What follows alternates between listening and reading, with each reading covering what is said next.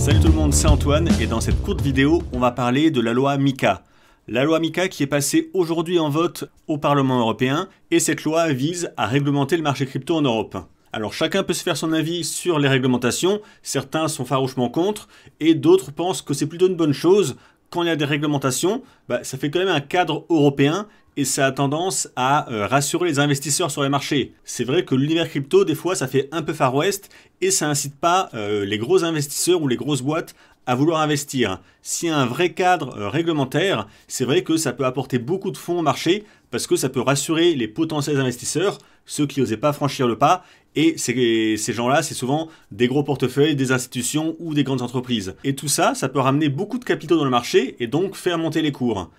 Revenons maintenant à la loi MiCA et surtout à ce qui a fait polémique. C'est un amendement qui a été porté sur la loi. Alors il a été déposé une fois, il a été ensuite enlevé parce que ça a fait beaucoup de polémiques et de remous. Ensuite il a été rajouté tout récemment avant le vote de la loi. Alors un peu ajusté mais c'était la même chose. En gros, cet amendement, s'il était passé, ça aurait tout simplement interdit les cryptos qui reposent sur la Proof of Work. Au final, ça aurait interdit la majorité des plus grosses cryptos, plus de Bitcoin, plus d'Ether actuellement.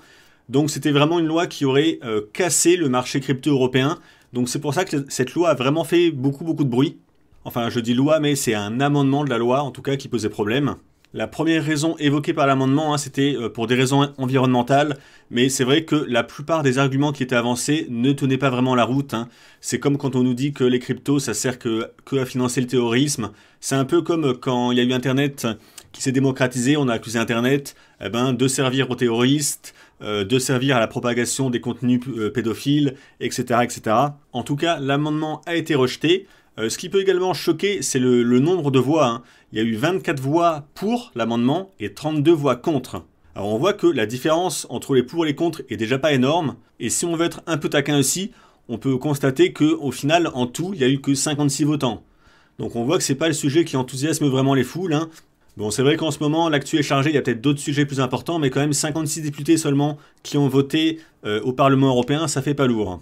Dans le même temps, en plus, pour voir le décalage, là, l'Europe, elle hésite à interdire complètement le Bitcoin et l'Ether, grosso modo. Dans le même temps, Joe Biden, lui, il y a quelques jours, a signé un décret sur les cryptos, avec plutôt des bonnes nouvelles pour les cryptos. Alors, je ne vais pas vous résumer tout l'article, vous retrouvez beaucoup d'actualités sur le net là-dessus. Mais voilà, les USA sont plutôt pro-crypto et veulent avoir le leadership dans les technologies, alors qu'au niveau de l'Europe, on en est encore malheureusement à vouloir interdire tout ce qu'on n'arrive pas à contrôler. Au niveau des cours, si on prend le Bitcoin face au dollar en 4 heures, on est dans un range entre 45 000 et 35 000 depuis le début de l'année. On fait des oscillations de bas en haut, donc il n'y a pas grand chose à faire. Et la loi européenne qui a été donc rejetée aujourd'hui, ça n'a eu aucun impact sur le marché crypto. C'est vrai que l'Europe, c'est clairement pas un poids lourd du marché crypto. Et là, vote ou pas vote, on pouvait espérer peut-être un peu de volatilité au moment des résultats du vote. Il s'est vraiment rien passé. Donc ça montre vraiment que l'Europe n'a vraiment pas un poids très important dans le marché crypto.